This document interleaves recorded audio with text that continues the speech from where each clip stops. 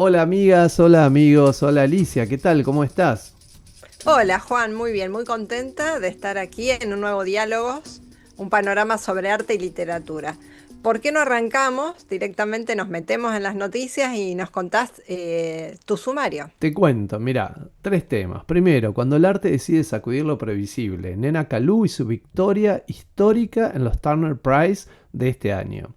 Después, una muestra que revela cómo las culturas no desaparecen de un día para el otro, simplemente se van apagando hasta que alguien decide escucharlas otra vez. As with Faye, de Soat Ismailova, presentada en el Baltic Center de Gateshead. Y el tercer tema es un tema más polémico, una muestra que se atreve a exhibir la Nakba, la catástrofe palestina que se iniciara en 1948, una muestra que obliga a mirar de frente una memoria que muchos prefieren mantener en silencio. Así que contame cuáles van a ser tus temas, Alicia. Mira, una biblioteca sobre Manhattan, el hogar de Peter Ayers Tarantino y su diálogo con los libros y el arte cusqueño. El diseñador y coleccionista convive con más de 4.500 libros en una casa preciosa. El loco de Dios en el fin del mundo es un libro. Cuando un ateo viaja con el Papa y gana el Premio Europeo del Libro 2025. El escritor Javier Cercas obtiene por segunda vez el Premio Europeo del Libro Jacques Delors, gracias a su atrevida crónica ensayo en la que acompañó al Papa Francisco. Chimamanda Ngozi Adichie reaparece en realidad con unos cuantos sueños, un libro tras más de una década. La reconocida autora nigeriana, famosa por éxitos como Americana y Todos deberíamos ser feministas, vuelve al terreno de la ficción con una novela ambiciosa que explora la vida, deseos y desafíos de cuatro mujeres africanas. Así que si te parece, Sí, arrancamos. claro, veo que hoy vamos a tener un programa asignado por las mujeres y la Sí. expresión artística. Arranquemos con unas preguntas, ¿no? Si te digo que el arte puede gritar sin una voz convencional, que una obra puede quebrar viejas reglas sin necesidad de discursos solemnes y aún así sacudir los cimientos del mundo del arte.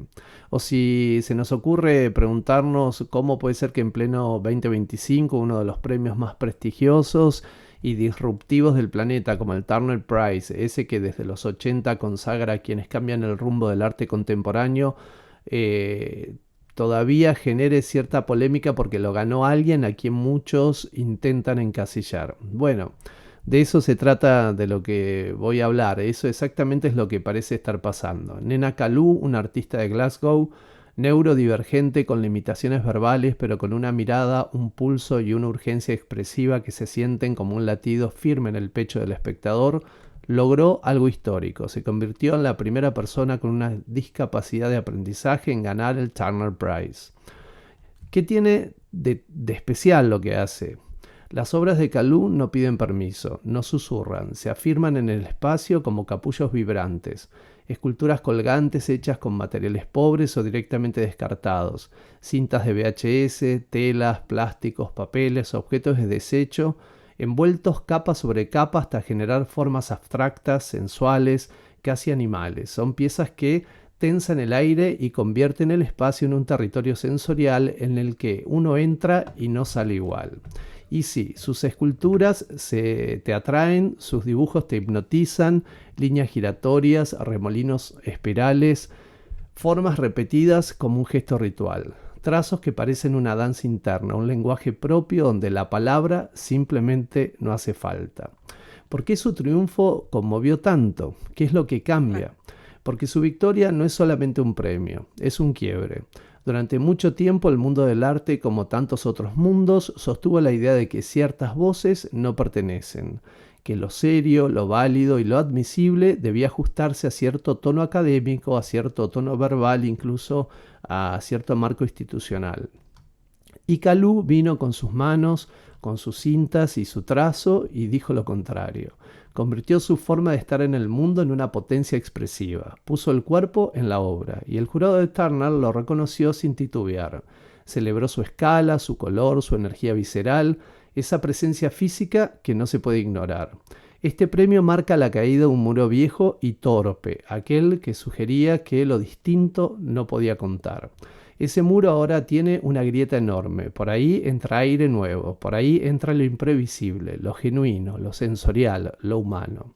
Entonces, ¿para qué sirve el arte hoy si no es para esto? Sirve justamente para recordarnos que la creatividad no hace de fórmulas, sino de cuerpos que insisten, de cuerpos que resisten, que necesitan expresarse incluso cuando el lenguaje tradicional se queda corto.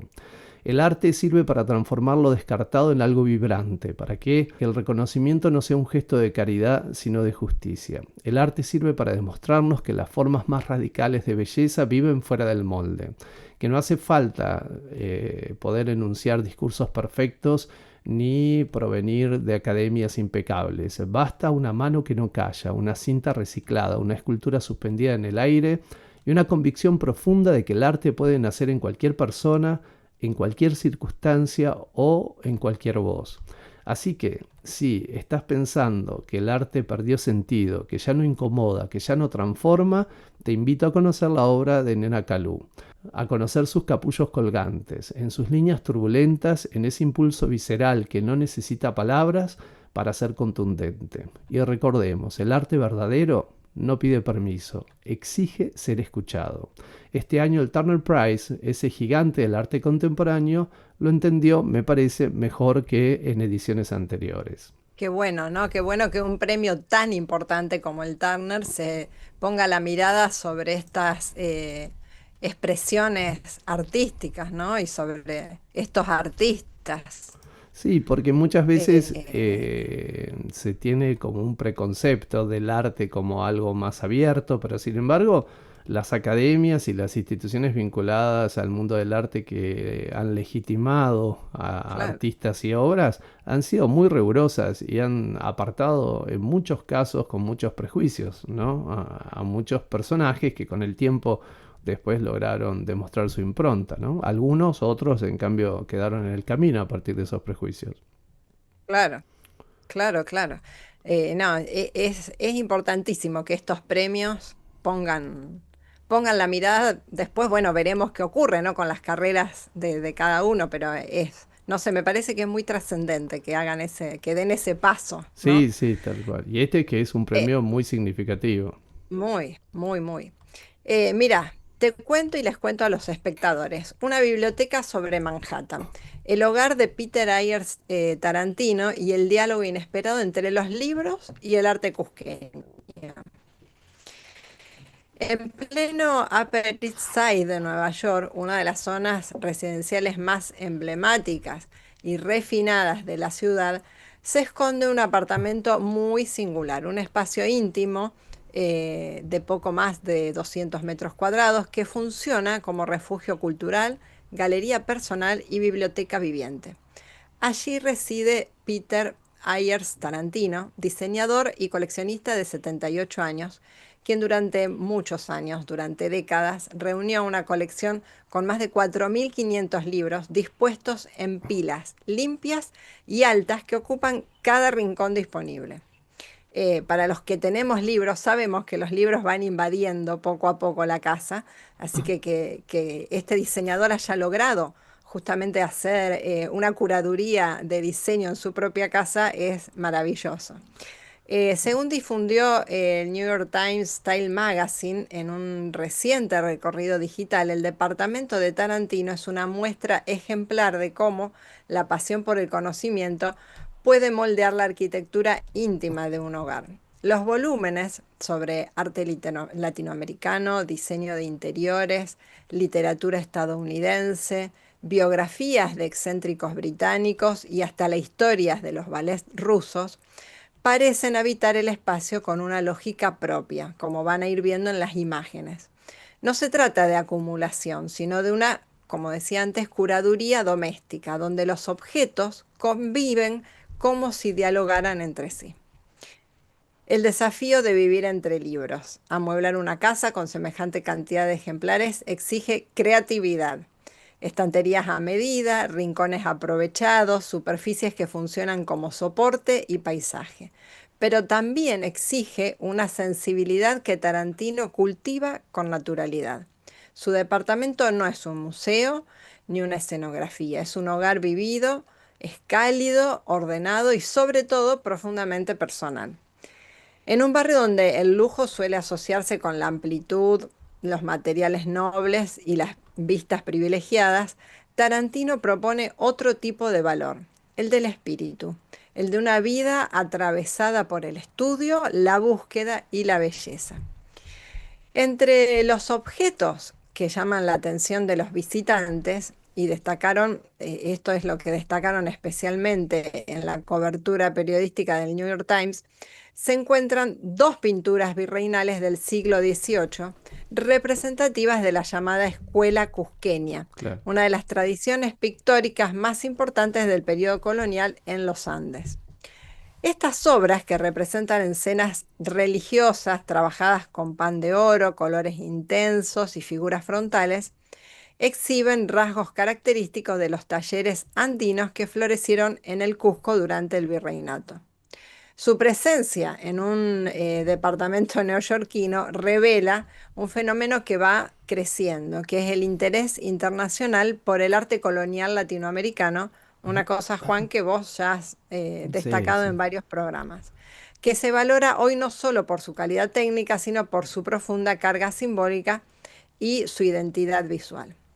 Así que en un ambiente saturado de referencias culturales, libros, textiles, objetos de viajes, piezas modernas y antiguas, las pinturas destacan conectando la vida cosmopolita del coleccionista con tradiciones lejanas que continúan despertando admiración. El apartamento se ha convertido en cierta forma en un mapa cultural, un espacio donde se cruzan épocas, estilos, geografías y miradas. Su colección de libros actúa como columna vertebral, nunca mejor dicho, mientras que las obras de arte, entre ellas estas piezas virreinales del Cusco, refuerzan un mensaje inequívoco. La cultura no conoce fronteras y encuentra hogar allí donde encuentra sensibilidad. Así que con este recorrido, el New York Times no solo mostró una casa extraordinaria, también celebró la vigencia del arte latinoamericano, de los libros y su capacidad para dialogar con el mundo, incluso en el corazón de Manhattan. Claro, Así claro. que me encantó porque me encantó visualmente, como han estado viendo en las fotografías, como la organización de los libros también en situaciones que son utilitarias, ¿no? En un hogar desbordado por los libros. Así que bueno, espero que Y disfruten de las que imágenes. se me ocurren dos cosas, ¿no? Qué interesante poder conservar la colección, ¿no? Tanto de libros como de objetos, porque el sentido que le da el haber pertenecido a una misma persona es muy Sí, particular, ¿no? Muchas sí, veces, lamentablemente, estas colecciones terminan dispersas y bueno, y algunos libros van a parar a algunas bibliotecas diferentes y los objetos a sí, algún otro lugar. Y es una lástima exactamente. porque el recorte que el dueño o quien armó esa selección también tiene un sentido en particular.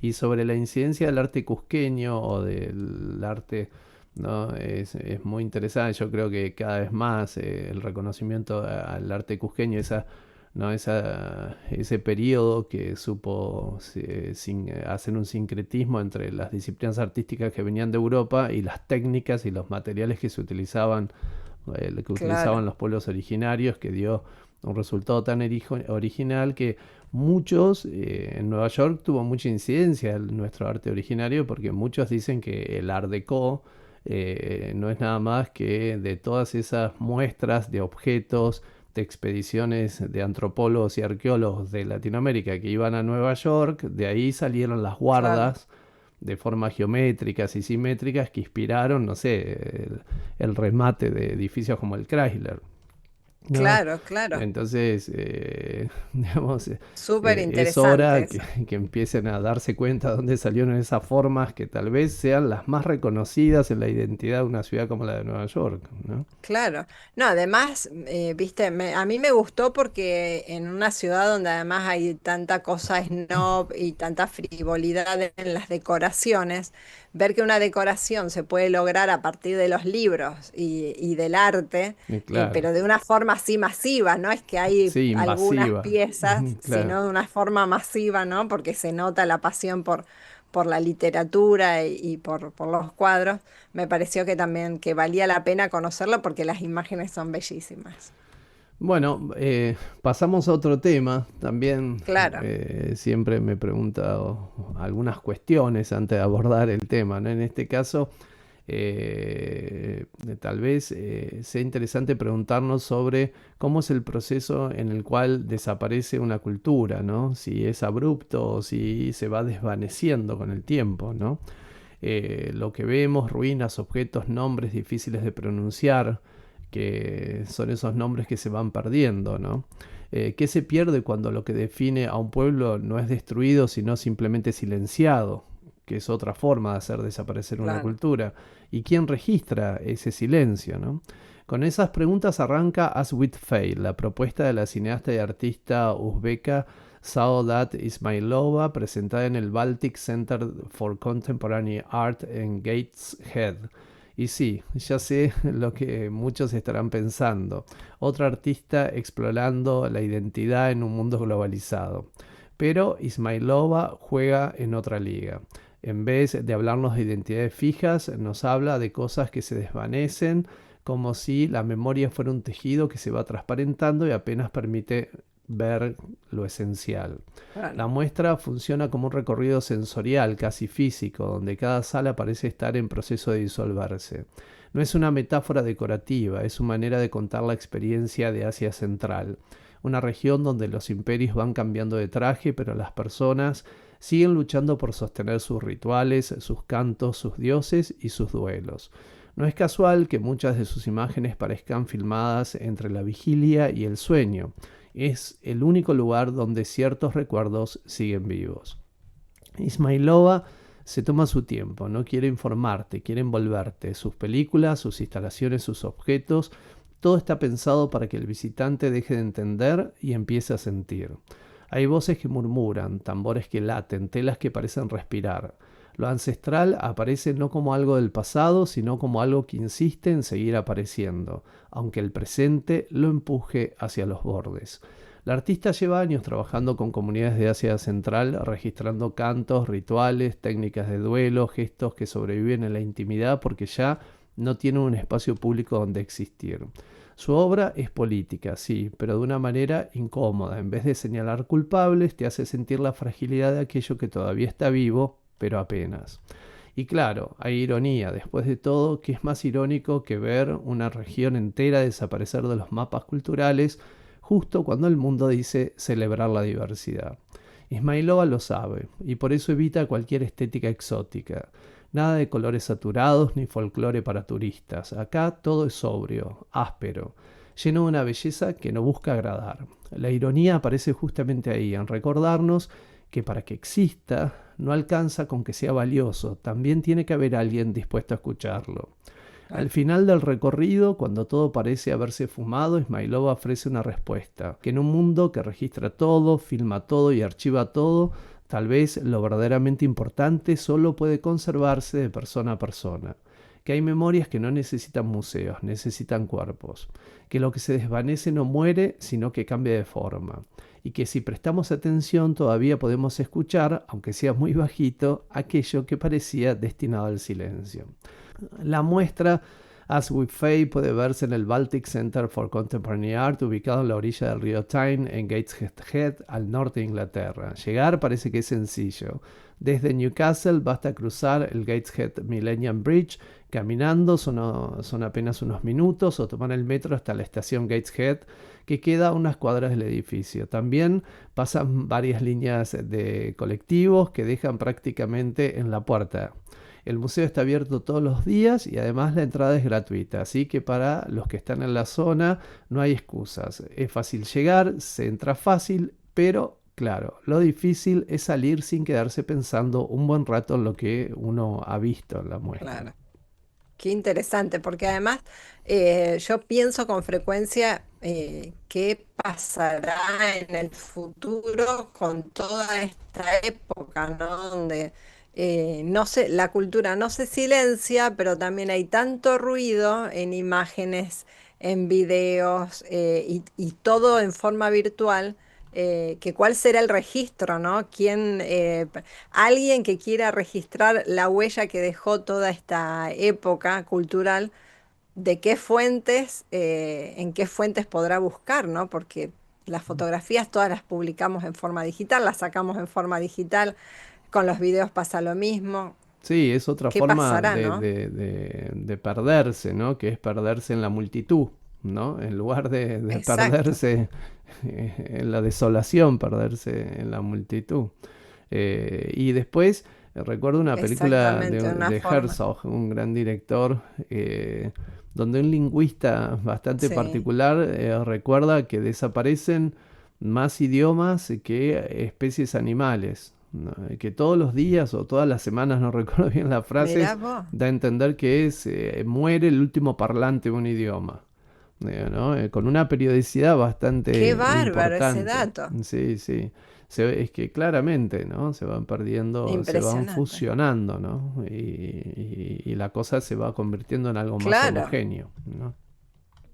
Así que contame qué es esto del loco de exactamente. Dios, De ahí ¿no? el peligro también. Sí. Bueno, El Loco de Dios en el fin del mundo es un libro que escribió Javier Cercas a finales de, bueno, la noticia en sí es que a finales de noviembre, ahora hace muy poquitos días de este año, se anunció que El Loco de Dios en el fin del mundo se alzó con el Premio Europeo del Libro Jacques Delors, distinción que valoriza obras que promueven el debate cultural, político y social en Europa.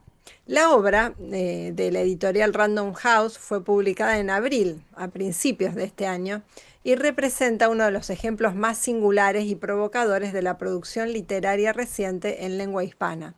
Con este reconocimiento, Javier Cercas se convierte en el primer autor español en ganar dos veces este galardón. La primera fue en 2016 con El Impostor. Lo que distingue a este libro no es solo su ambición literaria, sino la audacia de su origen. Según cuenta, y lo ha contado varias veces el propio autor, fue invitado por el Vaticano, siendo él un ateo declarado, anticlerical y racionalista. Y entre el 31 de agosto y el 4 de septiembre de 2023 viajó con la comitiva del Papa Francisco a Mongolia, un país mayoritariamente budista con una mínima presencia católica, para plantearle al pontífice una pregunta profundamente personal y existencial. Si su madre, la madre de Javier Cercas, creyente, podría reencontrarse con su padre tras la muerte.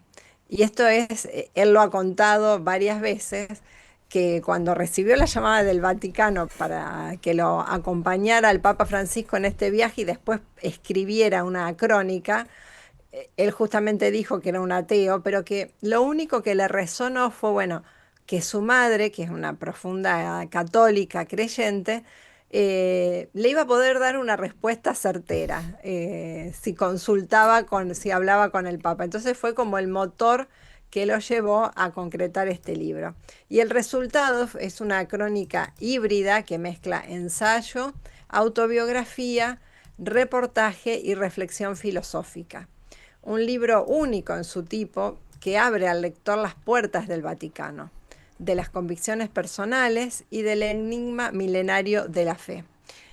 Al entregar el premio, el jurado, que estaba presidido por el escritor Andrei Kurkov, resaltó que El Loco de Dios no es solo una obra sobre religión, es un libro sobre Europa, sobre Italia, sobre el papel de la religión en Europa y en el mundo, sobre la reconstrucción del pensamiento europeo. Desde un punto de vista personal, Javier Cercas confesó que esta experiencia no cambió su condición de no creyente, pero sí le permitió explorar de cerca la complejidad humana detrás de una figura controversial como la del Papa y sobre todo como el Papa que le tocó reportear, que fue el Papa Francisco. Así que este singular libro eh, acaba de ganar este prestigioso premio y además su autor lo hace por segunda vez. Y bueno, y Javier Cercas con este material decidió escribir este libro que lo ha llevado a ganar varios premios, entre este tan prestigioso. Así que bueno, me gusta a mí lo que dice, lo que dijo el escritor Kurkov. Es un libro sobre Europa, sobre la reconstrucción del pensamiento europeo, ¿no? En un Claro. momento en que Europa está tambaleando con la cantidad de nuevas migraciones que hay, y que está tambaleando su cultura también, y bueno, esta fusión que se está concretando, este sincretismo que se está dando, va a resultar en una tercera cosa, ¿no? Que es lo que se está gestando y Claro. desarrollando en Europa. Así que es Y la interesante la impronta del mirada. Papa Francisco ¿no? que dará para muchos libros seguramente, ¿no? Y para Sí, muchas seguro. historias, ¿sí? Estas son solo las primeras, ¿sí? Sí, ¿No? Los historiadores en algún momento tomarán distancia y ahí empezarán a surgir tantas otras. exactamente. Mira, este es un Con... tema que... yo porque te pasaba No, al eso, otro. te quería preguntar con Sí. qué seguimos. Este es un tema al que Francisco le ha prestado mucha atención, ¿no? Y en este caso también es un museo el que le presta atención. ¿Y qué pasa cuando un museo decide exhibir la memoria que muchos prefieren olvidar, ¿no? ¿Puede una exposición despertar más verdad que 1000 discursos políticos? ¿Estamos listos acaso para mirar una historia que todavía nos duele? ¿Qué sucede cuando las vitrinas de un museo muestran lo que el mundo intenta esconder? ¿Puede la memoria incomodar y aún así ser necesaria esa memoria? Podemos imaginarnos que un museo es el lugar donde la historia aparece ordenada, con etiquetas prolijas y explicaciones que nos tranquilizan, de pronto decida abrirle la puerta a relatos incómodos, a memorias que revuelven el pasado y exponen heridas que siguen abiertas, que en vez de mostrarnos lo que ya pasó, nos invite a mirar aquello que nunca dejó de doler. Eso es exactamente lo que hace el Canadian Museum for Human Rights con la exhibición Palestine Approved Did Nakba Past and Present, que se traduce algo así como Palestina, recuerdos del Nakba pasado y presente. Ujú. Una muestra que gira en torno a la Nakba, el término con el que los palestinos nombran desde 1948 el proceso de expulsión, huida forzada y destrucción de comunidades enteras que ocurrió a partir de la creación del Estado de Israel. Más de 700.000 palestinos en ese momento fueron desplazados de sus hogares durante la guerra árabe-israelí que siguió a la partición de Palestina. Pueblos enteros fueron destruidos o vaciados, miles de familias quedaron sin tierra y sin documentos que probaran su historia, y una enorme población pasó a vivir en situación de exilio o en campos de refugiados. En ese momento esa fractura histórica es lo que los palestinos llamaron Nakba, la catástrofe, un nombre que no quedó congelado en el tiempo. Para ellos lo que empezó en 1948 todavía sigue. Es memoria, pero también presente. Y esta exposición no se queda en datos fríos ni en mapas que nadie mira demasiado. Pone el foco en personas reales, testimonios, objetos familiares, fotos que sobrevivieron cuando tantas casas no lograron estar en pie. Historias transmitidas como quien resguarda una llama que otros quisieron apagar. Voces que durante décadas quedaron silenciadas o ignoradas, pero que siguen insistiendo en existir. Por supuesto, la propuesta generó polémica. Algunos grupos la critican por considerarla parcial, demasiado incómoda, demasiado directa, demasiado real tal vez.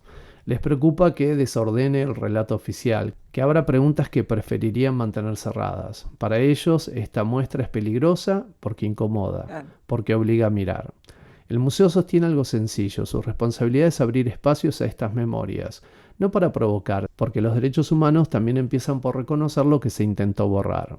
Y mientras afuera se discute, adentro ya se trabaja junto a comunidades palestinas en Canadá y también con grupos judíos que apoyan la iniciativa, convencidos de que escuchar, aunque duela, es un acto necesario. Entonces uno se pregunta, ¿de qué se trata realmente este museo? ¿De memoria, de justicia, de provocación?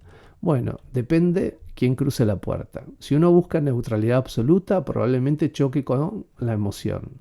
Si uno quiere estar cómodo, quizás salga un poco agitado. Pero si uno se permite escuchar, la muestra puede despertar algo poco habitual en estos tiempos: empatía. porque la Nakba no fue un episodio aislado ni un accidente histórico, fue y sigue siendo un proceso que transformó la vida de generaciones. Desplazamientos, pérdidas, exilio, identidades suspendidas entre lo que fue y lo que quedó. Más allá de la geopolítica y los discursos, lo que queda es la condición humana. ¿Y por qué vale la pena, incluso si es incómoda? Porque hay verdades que no entran en un gráfico, porque el derecho a recordar también es un derecho humano, y porque un museo que decide escuchar a quienes fueron silenciados cumple su función más profunda, sacudirnos. Porque al final, tanto el arte como la memoria tienen algo en común. No están ahí para gustarte, sino para transformarnos, para hacernos mejores personas. ¿Cómo se llega y dónde se puede ver? La exhibición Palestinian Uproot Nakba Past and Present se presenta en el Canadian Museum for Human Rights, en el corazón de Winnipeg, en Canadá, y se puede llegar fácilmente si uno está en la ciudad, en transporte público, en bicicleta o caminando desde el centro. La muestra estará disponible durante la temporada establecida por el museo y luego se plantea itinerante por otras ciudades en el futuro. Así que, quien dice por ahí, en algún momento nos cruzamos con la muestra y podemos verla. Claro, Me parecía muy interesante, si bien no es un sí, museo de los más rutilantes, sin embargo, estos gestos en este momento histórico que estamos atravesando son significativos, ¿no? Cuando las muy. instituciones se quitan las vendas y también nos ayudan a ver lo que está pasando. Sí, y provocan, ¿no? Provocan debates que también es uno de los objetivos del arte, ¿no? Provocar y confrontar a la gente con justamente lo que acabas de contar, con situaciones difíciles de ver, de digerir, es una de las funciones justamente del arte y las instituciones que se atreven a provocarlo también tienen una relevancia significativa. Sí, claro, y adquieren esa relevancia después Claro. con el tiempo aún más, ¿no? Totalmente, totalmente. Mira, A nos ver, vamos a otra voz que regresa. Regresa la voz de una generación. Chimamanda Ngozi Adichie reaparece con el libro Unos cuantos sueños, después de una década de no publicar. La reconocida autora nigeriana, famosa por éxitos como Americana y Todos deberíamos ser feministas, vuelve al terreno de la ficción con una novela ambiciosa que explora la vida, los deseos y los desafíos de cuatro mujeres africanas, un retrato íntimo y contemporáneo sobre la identidad, el duelo, el amor y la resiliencia. Después de un paréntesis de 12 años sin publicar ficción, Chimamanda Adichie vuelve al ring narrativo con Unos cuantos sueños, publicado este año por la editorial Random House. Unos cuantos sueños traza a través de la vida de cuatro mujeres un retrato multifacético de la mujer contemporánea africana, sus anhelos, heridas, decisiones y reconfiguraciones personales. A través de sus experiencias, Adichie aborda temas como el duelo, ella misma atravesó recientemente la pérdida de sus padres, la migración, lo que hablábamos, mira, justamente Juan, lo que claro. hablábamos antes, la ambición, las desigualdades de clase, la identidad de género, el amor y la amistad. La escritora misma ha dicho, la literatura es nuestra última frontera para decir la verdad. Nacida en 1977 en Nigeria, Adichie lleva décadas transitando entre su país natal y Estados Unidos, lo que le permite mirar la realidad desde distintas perspectivas. Este trasfondo bicultural le permite construir personajes también complejos, atrapados entre mundos, entre culturas y expectativas distintas, con una mirada profunda justamente sobre la diáspora, la identidad y las heridas del pasado. Unos cuantos sueños no es solo una nueva novela. Representa el retorno literario de una voz influyente, una escritora que con su obra marcó varias generaciones y planteó debates sobre género, raza, migración e identidad. Ahora vuelve para reafirmar su estatura literaria. Y justamente en tiempos donde se revisan narrativas, colonialismos culturales y representaciones literarias, su obra se convierte en un acto de visibilidad imprescindible. Tras más de 10 años sin escribir ficción, Adichie regresa con este libro, que es una novela valiente, compleja y profundamente actual. 4 mujeres, 4 historias, una mirada incisiva sobre el feminismo, la identidad, el deseo y la memoria. Es, sin duda, uno de los lanzamientos literarios que han sido más esperados y necesarios, una novela para leer con el corazón abierto, con la conciencia alerta y con la certeza de que cada voz cuenta. Y me quedé pensando cómo se juntan el tema que trataste anteriormente con este y cómo también a través de los profundos movimientos migratorios que está habiendo, siempre durante la humanidad, pero creo que ahora también nos encuentra en un momento del ser humano de poder reflejar en reflexiones y en producciones mucho más, en mayor cantidad, ¿no? Porque hay mayor cantidad de museos, mayor cantidad de Claro. editoriales, se pueden editar libros, Y los qué medios de bueno comunicación. que las instituciones que legitiman, como los grandes premios, los museos, también hayan salido de ese lugar de la academia que exigía tanto prestigio para abrir las puertas, ¿no? Y que ahora ingresen otras temáticas, ¿no? Otras Claro. problemáticas y que sirvan también como un faro de difusión, ¿no? Para poner luz en ciertos temas importantes. Sí, además que son de tan trascendencia y tan importantes en la sociedad actual y en la cultura que van permeando las paredes de las instituciones. No hay forma de que De no que se ingresen, ¿no? resistan, claro. Claro, que se Bueno, Alicia, resistan. llegamos al final de otro diálogo. Estamos, pensaba, ¿no? Que estamos ya terminando diciembre, así que Sí, para muchos en unas semanas van a empezar algunas vacaciones, ¿no? Así que los invitamos a que se suscriban a nuestros canales, a que miren así es. este nuevo episodio de Diálogos, pero también por ahí en vacaciones, si les interesa repasar qué pasó en el arte, en la literatura, en el mundo durante estos meses, también pueden ir a ver los episodios anteriores, ¿sí? Sí, es un buen resumen de lo que pasó en el año, los programas que hemos hecho. Así que, y también un momento de las vacaciones para poder escuchar con tranquilidad. Así que suscríbanse, suscríbanse Así y se denle van, a la campanita. así se van enterando. Bueno, nos vemos la semana que viene, Alicia. Chau, Juan, nos vemos. Chao, Hasta chao. luego. Chau.